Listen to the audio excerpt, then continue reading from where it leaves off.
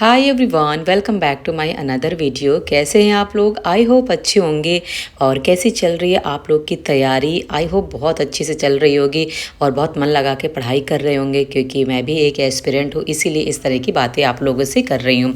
और यहाँ पे मेरे दिन की शुरुआत हो चुकी है अर्ली मॉर्निंग, जो जैसा मेरा रूटीन होता है डेली का, क्योंकि ना 4 साढ़े 4 बजे मैं उठ जाती हूँ। और आज ना उठने के बाद में अभी जैसे मुझे आज ना सांभर बनाना था और साथ में डोसा बनाना था, तो सबसे पहले मैंने क्या किया, उठने के बाद में सब्जियां जो है ना वो कट कर दिया, क्योंकि ना आधे घंटे तक सब्जियां कट करने में लग जाता है।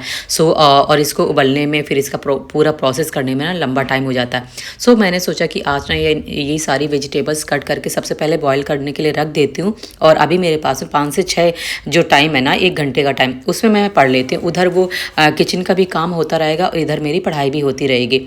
मुझे सुबह सुबह बस इतना ही मेरे पास में टाइम होता है, जैसा मैं आप लोग के साथ में शेयर करती हूँ कि मेरे पास में ना सुबह का जो टाइम होता है वो 1 घंटा, मैक्सिमम 1.5 घंटा, मैक्सिमम से मैक्सिमम बस इतना ही टाइम होता है। और इससे पहले मैं क्या जल्दी उठूँगी, 4 साढ़े 4 बजे उठ जाती हूँ, कभी 4 बजे उठ जाती हूँ, कभी 4:30 पे उठ जाती हूँ। इससे जल्दी तो फ्रेंड नहीं हो पाएगा ना, क्योंकि फिर नींद भी तो पूरी नहीं होगी। यही मेरा रूटीन होता है उठने का। और जैसे इस वीडियो के थ्रू ना मैं आप लोग के जो कमेंट्स आ रहे थे उनका रिप्लाई करूँगी।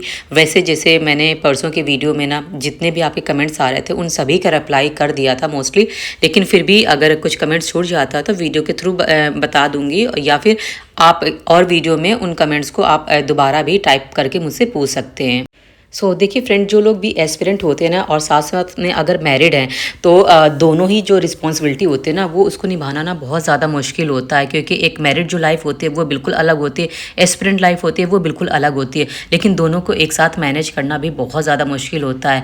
लेकिन इस चैलेंज को ना मैंने बखूबी एक्सेप्ट किया है, और मैंने सोचा है कि ये जो शादीशुदा जो लाइफ होती है ना, ये तो हमेशा के लिए चलती रहेगी। जो घर गृहस्थी है इसका तो देखो काम ही होता है इसमें उलझे रहना, इसमें फंसे रहना। क्योंकि जो भी पर्सन ना शादी में फंस जाता है ना, उसको देखो बहुत सारी जिम्मेदारियां निभानी पड़ती हैं। लेकिन मेरे खुद के अपने सपने जिन्हें मुझे पूरा करना है, और इस चीज़ की रिस्पॉन्सिबिलिटी सिर्फ मेरी है, क्योंकि मेरे जो सपने खुद के हैं ना वो सिर्फ मेरे हैं, किसी और के सपने नहीं हैं। तो इसके लिए भी मुझे बहुत ज़्यादा ही मेहनत करनी पड़ेगी, क्योंकि घर की जिम्मेदारी भी निभानी पड़ेगी, प्लस मुझे अपने लिए जो अपने सपने पूरे करने ना उसकी भी जिम्मेदारी मुझे ही निभानी पड़ेगी। क्योंकि कोई भी नहीं कहेगा कि आपके खुद के जो भी सपने ना आप उसको पूरा करो, हम घर की जिम्मेदारी निभा लेंगे।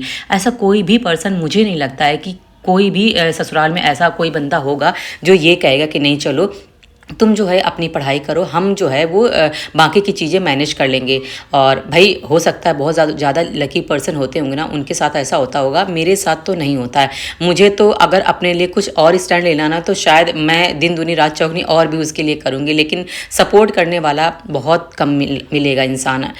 मैं भी अपने सपनों को पूरा करने के लिए ना आगे बढ़ रही हूँ और बहुत ज़्यादा मेहनत कर रही हूँ। और आपका जो कमेंट आ रहा था ना कि जैसे कि मैंने अभी अपनी स्टडी के लिए 10 आवर्स की स्टडी चैलेंज लिया हुआ है, और ये मैं अभी बखूबी निभा पा रही हूँ। 10 घंटे जो है वो डेली नहीं हो पाते, लेकिन 8 से 9 घंटे, कभी कभी 10 घंटे भी हो जाते हैं। रेगुलर नहीं बता रही हूँ, लेकिन जो ऑन एवरेज मैं अपना पूरा मैक्सिमम जो टाइम बता रही हूँ वो मैं आपको बता रही हूँ कि 10 आवर्स की जो स्टडी है वो मैं अपनी करती हूँ। जैसे कि अर्ली मॉर्निंग उठती हूँ। अर्ली मॉर्निंग उठने के बाद में ना, जैसे आपको पता ही है कि मैंने अभी ना पढ़ाई कर ली थी 1 घंटे।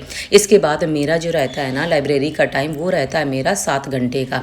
ठीक है, सुबह मैं 9 बजे चली जाती हूँ और 4 बजे वहाँ से आती हूँ। ये जो टाइम होता है वो मेरा अपना टाइम होता है, जिसमें मुझे पढ़ाई करनी होती है।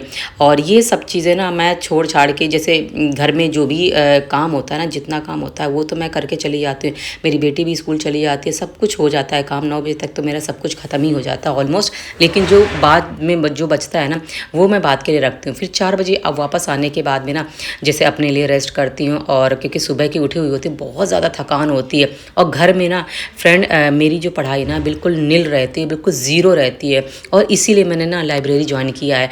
और मेरा लाइब्रेरी ज्वाइन करने का मतलब भी यही था कि ये साल ना मैं अपने आप को इतना देना चाहती हूँ, इतना 100% देना चाहती हूँ, जिससे ना मेरी पढ़ाई में किसी तरह का मुझे अपने आप पे पछतावा ना रहे कि मैंने अपनी पढ़ाई पे 100% नहीं दिया। क्योंकि देखो जो लोग भी ना शादीशुदा होते हैं ना, उनको वो बहुत अच्छे समझते होंगे, एक 2 घंटे निकाल पाना ना कितना मुश्किल होता है।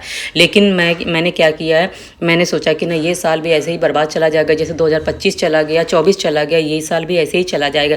और इस साल को मैं नहीं बर्बाद होने देना चाहती, इसीलिए मैंने क्या किया है, इतना बड़ा चैलेंज लिया है कि मैं घर परिवार के रहते संभालते हुए भी ना मैं लाइब्रेरी जाऊँगी, क्योंकि ना मैं वहाँ पे चली जाऊँगी तो जब मैं घर पे रहूँगी नहीं ना, तो बाकी जो बचा कुचा काम होगा ना वो मेरे पीछे मुझे आगे सामने दिखेगा ही नहीं।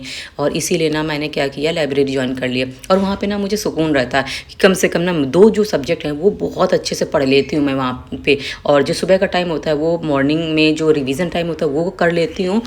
और इसके बाद में शाम को जो भी होता है, जैसे शाम को अब 3-4 घंटे रेस्ट कर लेती हूँ। जैसे 4 बजे से आ जाती हूँ तो इधर क्या होता है, सोने से पहले मेरी यही कोशिश रहती है कि 1 से 1.5 घंटा जो है ना वो मैं शाम को भी अपना जो भी सब्जेक्ट जो बचा हुआ है वहाँ से जैसे बचा हुआ है उसका रिवीजन करना है वो सब मैं आगे कर लेती हूँ। तो इस तरह से मेरा मैनेज होता है। और अपनी बेटी के लिए भी ना 1 घंटे या सवा घंटे ऐसे रखती हूँ पढ़ाई के लिए, जो जैसे मैं अभी यहाँ पे पढ़ा रही थी।